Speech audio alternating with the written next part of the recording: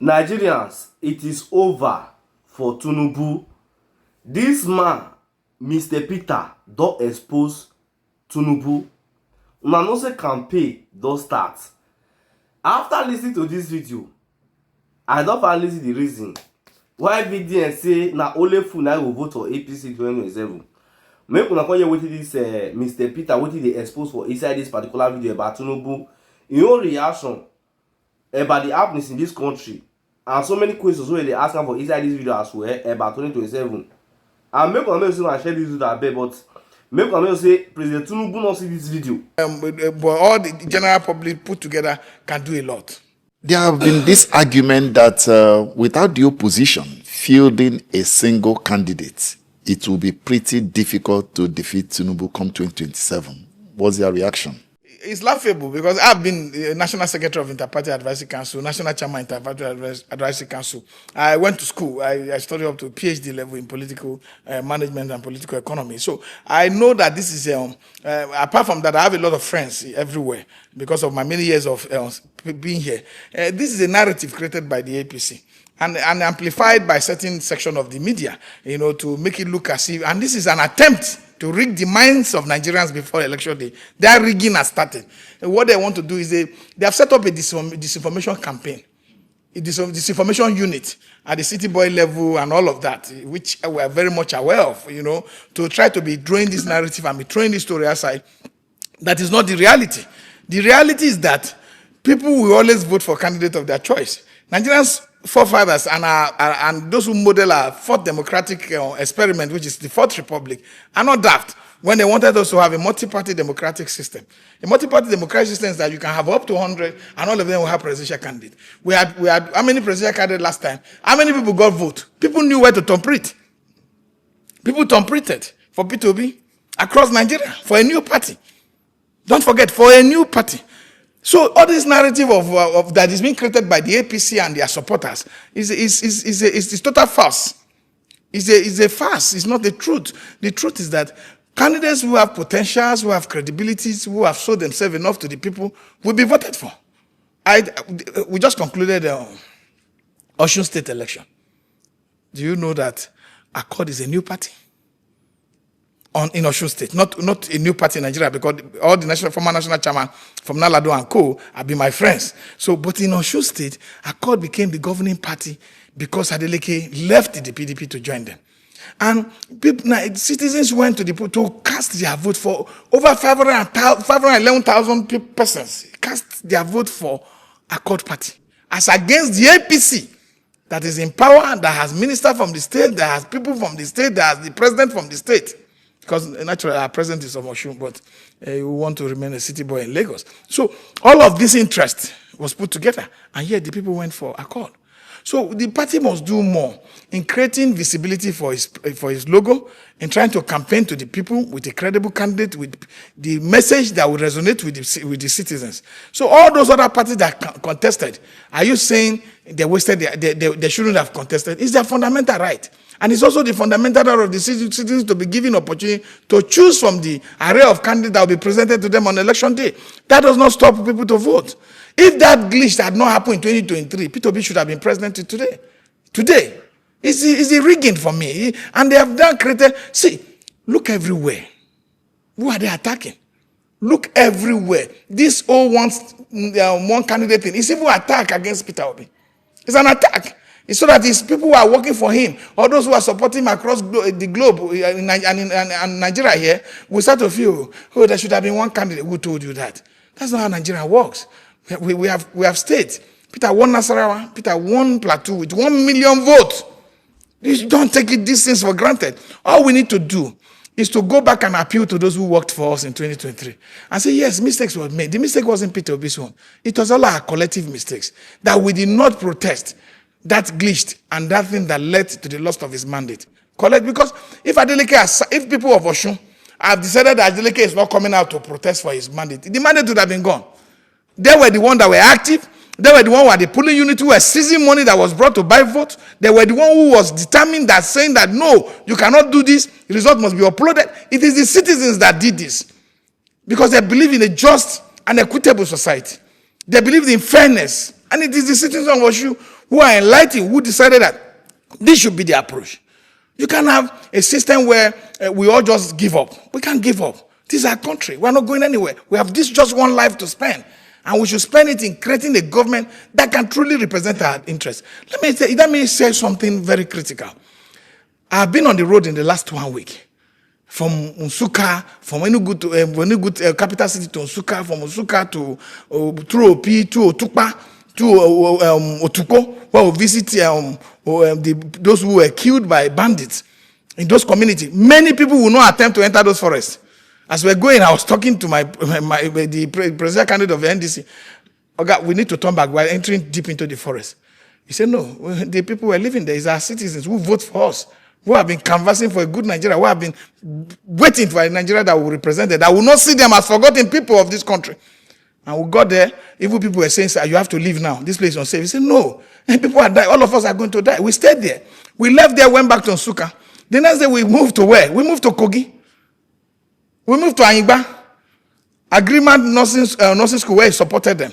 We were there, we met some of the leaders of our state, some very senior leaders of Igala communities. He greeted them because we were passing. We went back to Alamabro, went to one place they call Nugbaoko. When the man who built the school told me, I thought it was at the center of the town because it's on my local government, not knowing that it was more further into the forest than where we went to in Otukpo. So we're going, at least for the first time, I saw the man who say, he can chest it. He will say, oh, this one is really far, but we must continue to go. We have promised him that we are coming. So we went there, we did that. The reason why this country is not working is that people like Tinubu has been in government since 1999 or 1993 when he won senatorial election. He has been insulated from the reality of this country. Which road has he traveled on? Does he know the condition that people are traveling on the road? Which place has he lived that there's no electricity in the last 25 years? He has enjoyed uninterrupted electricity in the last 25 years for himself. So this is why you see that they don't even feel empathy. They don't feel compassion. They're insensitive to the reality and the pain that Nigerians are going through. That is why I don't think anybody should elect a man who do not know the road between Benue and Nasarawa, who cannot even travel between, how they call it, to Angas, to one of the states in the Biron land. Nobody is going to, persons who have lived that level of luxury and that kind of high-class society life, that will understand what you are going through. He will be living to report of those who are eating on the table and have developed table manners. Okay, now that you said it doesn't matter whether the opposition presents a single candidate or not, can the candidate of NDC defeat Tinubu in 2027? Please, can you look at the statistics? In the whole of South. Just give us an insight. No, break it down for us. Peter Obi defeated Tinubu in the South. Go and look at the figures. The figures are there. He did. The entire South or Southeast and South? South, go and look at the figure. He did. He's the king of the South when it comes to election. When it comes to the vote. Yes, but they are trying to rig the mind of the people not to come out. Because they are afraid. Let me tell you why they are afraid. Because the numbers that were taken away is making them feel that if Peter is on the ballot, there will be crisis. Because they are the INEC and the people who knows the number they saw in 2023. That's why they are worried. They know the number they saw. They know what he got. We need to heal this country. We need to make this country work. And there's somebody who can bring this whole country together, create love from Muslim to Christian, create love between North and South, create love between the Galas, the Idomas, the Agans, and everybody. That is very important. You need somebody with these characteristics of kindness, this compassionate attitude, this sensitive attitude to the plight of the people, who can relate with our pain. So give us an electoral map. Give us an electoral map zone by zone, how you think your candidate can fare. There are certain strategies you don't put in public, but you know that day and night, the South, look, I was worried that... Just give us a tip of the iceberg. The last time we won Delta State by 80%. And I was worried that with the change of things and all that, what is happening. But when you travel and do your survey, and you do proper survey, we're not people who just talk. We carry out survey, and we know that Peter will defeat Tinubu. And I have an electoral map, But the last time we came second in Bayelsa. Today, we are not going to win Bayelsa. We had nobody in Bayelsa that was even coordinating for us, but we came second. Today, we have people in Bayelsa that have the knowledge, they have the popularity, they have the acceptability, that can canvass and make sure we come on board. You know you have an incumbent governor there. Incumbent knows. And he's There was now in incumbent APC. in Delta, and there was a vice presidential candidate to Atiku in Delta when we defeated them with 80% of the vote. So it's not that incumbency doesn't count these days, because the mistake people make is that before this 2023 election, people used to believe in gatekeepers. Some old people who sat in their corner who would say, don't vote for this one, don't vote for that one. But there are vast majority of our voting population are now young people who are exposed, who are intelligent, who know what they want, who think Nigeria should have, given them more opportunity than what they have. Who think Nigeria should have been able to create more jobs for them. Do you know how many level of graduates that are coming out of school without jobs? Instead of the federal government to focus on creating an environment to create jobs for our people, because the federal government as a body cannot even employ the whole people that are coming out. But you need to have the capacity and the vision and the idea to invest in small and medium scale enterprises or even larger scale enterprises that can create jobs. So if you don't have those ideas, if your idea is just about Bowoko Dibo, take money and vote. If your idea is just about money sharing, 13,000. We saw Simba just shared money in Tinubu's time. Where's the money? The people have gone back to poverty. Far below poverty line, abject poverty. You don't bring tokenism into government and you think you can make it. If you want to do real economic plan, we should have seen what you have with all of our scale, our artisan and small, medium scale enterprises. We should have seen what you are putting there. We should have seen your investment toward that direction. And that's the kind of thing that is a mainstay of any economy in the world, China and America. But do you think P2B can make more impact in the North as against what the impact he made in 2023? That is part of the mind rigging that they are talking about. P2B made a lot of impact in the North. The Nasarawa they are talking here, Peter won it. Plateau, Peter won it. It is unthinkable that a candidate without any political infrastructure, apart from his name, his reputation that was put on the ballot, could defeat all those people who were there. Peter B won Benue. Whatever happened. Even Kogi, I was in Kogi in the election. I saw what they did. But as usual, in his character, he will always forgive. And let's move on to heal this country. Peter can do more. Because within the candidates we have in the North today, we never had them. Don't forget, Kwankwaso was in another party, NNPP. Marafa in Zafra was in APC. Binani was in APC. These are people that are in NDC today. If I want to mention all of them, it's not good for strategy. And I tell you that the person that can defeat Tinubu in the coming election, everybody knows. It's the only one with the momentum, with the enthusiasm. Everybody knows that people can naturally go to the ballot box to cast their vote without thinking twice. He's the only one in the opposition. They know. And that's why you hear all this kind of thing. Oh, he would have been vice president. He would have been this one. Like, there are a lot of people. You choose vice president for your candidate and you're still worried that he should have been in. You understand what I'm saying? You have chosen one person. Why are you still worried? Because you know what Nigeria feels about your candidate. You know how Nigeria feels about P2B. You know that. But you think that he must come to run as vice presidential candidate, which I think, for me, is unacceptable. I think that he's a good man. He's a man who respects everybody. He will never speak like I speak. He will never encourage anybody to speak the way we speak. But I've been in politics for too long, not to be able to express myself, not to be able to say the truth, that Nigerians have the opportunity to rewrite our story, to give opportunity to our system, and to give a man who have the capacity to look at the budget line by line, page by page. You won't see all this phony budget appropriation that you are seeing. It's because the president cannot take time and go through this. So it's outsourcing to people. It is in that outsourcing that all this fraudulent manipulation of figures and theft of public funds occurs. But Peter will outsource. You will bring it for his confirmation and reconfirmation, and he will go through it line by line. And our budget will be so tailored that you will see the effect. I've seen people talk about, okay, continue. Let's look at NDC. How on ground is NDC, and what do you think makes NDC different from APC, ADC, just name it, because all those who populate NDC are the same people who migrated from all these other parties. So do you think NDC is on ground across the length and breadth of the country? And why do you think they are different from others? They are different from others because of the fact that there's a commitment to solve the problem that is bedeviling this country. There's a commitment from the leadership, from Peter Obi himself. There's a commitment. The influx of people to the NDC, it was not just something that happened. It happened because of Peter Obi. It happened because of him. People can say anything. People can decide to want to rewrite history and want to make themselves look, but that happened because of him. And the NDC was a new baby.